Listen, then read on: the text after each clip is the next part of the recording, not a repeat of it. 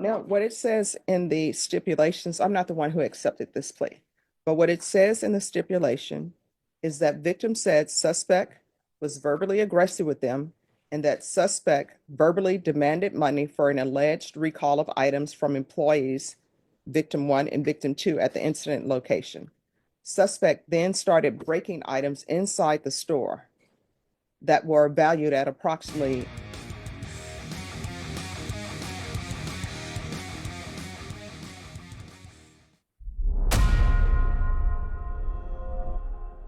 Court is calling 2024 CR 0086620 State versus Joshua Pardo.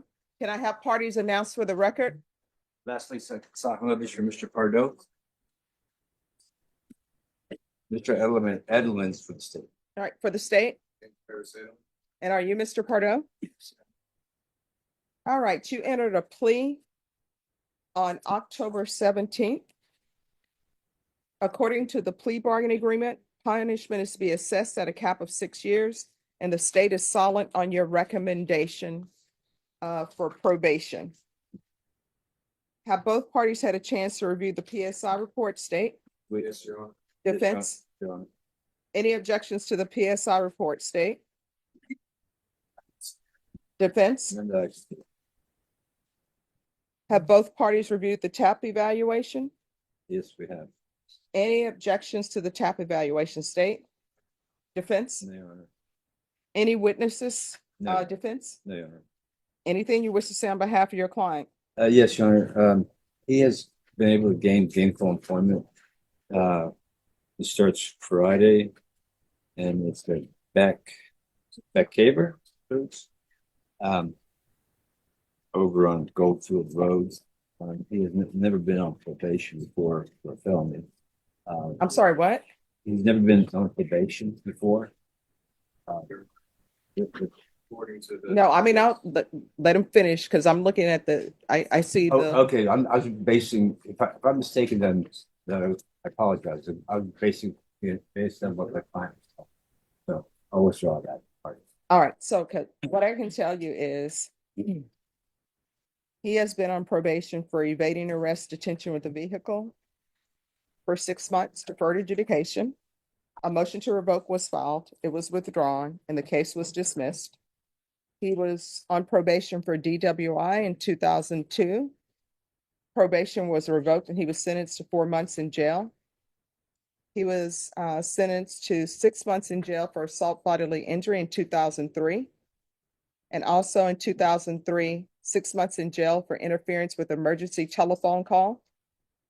2004, he was placed on DWI second probation for 2 years. His probation was revoked and he was sentenced to 6 months and 20 days in jail. 2004, he had a criminal mischief, $500 to $1,500. He was given 2 years probation.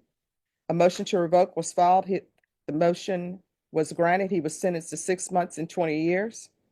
2024, he was charged with escape. He was given 2 years probation. A motion to revoke was filed. Motion was revoked. He was sentenced to 6 months and 20 days in jail. 2006, he was sentenced for assault bodily injury married to 4 months and 20 days in jail. 2008, assault bodily injury. The offense was reduced and he was sentenced to 60 days in jail. 2009, violation bond or protective order. He was placed on probation and MTR was filed. Probation was revoked. He was sentenced to 7 months and 20 days. 2010, violation bond protective order, 56 days jail. 2014, assault bodily injury. That was a felony. It was reduced to misdemeanor. He was sentenced to 1 year in jail. 2017, assault bodily injury family household, 5 months jail. 2019, criminal mischief, $750 to $2,500. He was placed on probation for 1 year. A motion to revoke was filed. Probation was revoked. He was sentenced to 90 days in jail.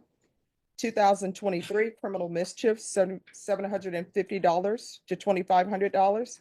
He was sentenced to 10 days in jail. 2024, terroristic threat causing fear, 80 days in jail. 2005, evading arrest, detention with a vehicle, 12 months state jail. 2010, possession less than a gram. He was given 2 years probation. The probation was revoked. He was sentenced to 9 months in the state jail facility. 2012, assault felony second. He was given 5 years deferred adjudication. Probation was revoked. He was sentenced to 3 years in prison. 2014, possession, 1 to 4 grams. He was sentenced to 3 years in prison. And now we are here. All right. Anything you wish to say about your client's behalf? Other than what I said previously, no. All right. And state, you had something you wanted to say? I did, Your Honor, but it's already. All right. Anything you wish to say, Mr. Pardo? I am terribly sorry. You want to raise your right hand for me? Do you Yes. solemnly swear affirm the testimony you give will be the truth and nothing but the truth, so help you God? I swear. All right, you can lower your hand, state your name for the record. Joshua Javier Pardo. All right, you stated there's something you wish to say? I'm terribly sorry for my behavior. I was on a reckless path. I didn't know. I also suffer from bipolar 1 disorder and PTSD. I wasn't on medication at the time. I have been trying to better my life for quite some time. My family is here in support of me. They have been very patient with me as well as I have tried to. All right, I still don't understand why you went to the Dollar Tree and threatened the employees and start breaking items. Yes, ma'am. I went. I didn't have my glasses at the time. I tripped over something and I thought I heard her chuckle, and I lost my. Subsided and took over. I knocked over a stand. I believe probably $13 of damage. I was able to apologize to the cash register woman, and she had told me that I wasn't allowed back at the store. I am on GPS monitor. I have been obeying everything. Now, what it says in the stipulations, I'm not the one who accepted this plea, but what it says in the stipulation is that victim said suspect was verbally aggressive with them and that suspect verbally demanded money for an alleged recall of items from employees, victim 1 and victim 2 at the incident location. Suspect then started breaking items inside the store that were valued at approximately $13. Once he realized that he was not going to receive any money from the business. So there's nothing about you tripping over an item. It says that you went to the Dollar General, you wanted refund, they told you they were not giving you a refund, and then you proceeded to destroy items, and then you told them that you would shoot up the incident with the gun. So that's what you stipulated to. I did say, Your Honor, that's why they did. That's why people ended up getting shot. But I did not threaten to shoot up the store. I have no way of getting a gun, and I'm not that type of individual to open fire or anything. All right. The court is going to deny your application. The court is going to find you guilty. According to the plea bargaining agreement, punishment is to be assessed at a cap of 6 years in the prison. Defense? The agreement is cap of 6. Do you want to speak to the cap? I think based on the facts of this case, we've asked the court to assess 2-year punishment. Judge. All right, the court is going to find you guilty. The court is going to sentence you to 6 years in the prison, and the court will give you credit for any time served. Did you review the document entitled Trial Court Certification of Defendant's Rights to Appeal with your attorney? Did you understand it and sign it? Yeah. All right, because this is a plea bargain agreement, because I followed your plea bargain agreement, and because you waive your right to appeal, you do not have the court's permission to appeal. Because this is a felony conviction, you're not allowed to own or possess any weapons or ammunition. If you have a question over what a weapon or ammunition is, you'll need to speak to an attorney. Do you understand? All right, we can go off the record. I'll recommend the therapeutic community for you.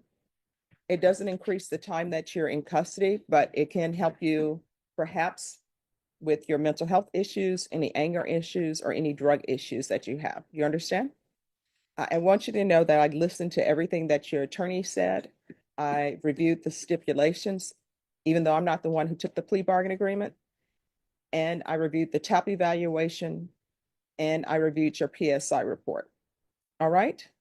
So you're going to have to start improving your life. You understand? All right, good luck to you. Dominique Camacho.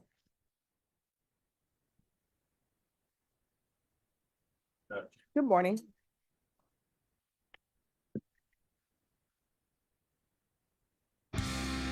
All right, I just received the felony packet, so I'm signing that.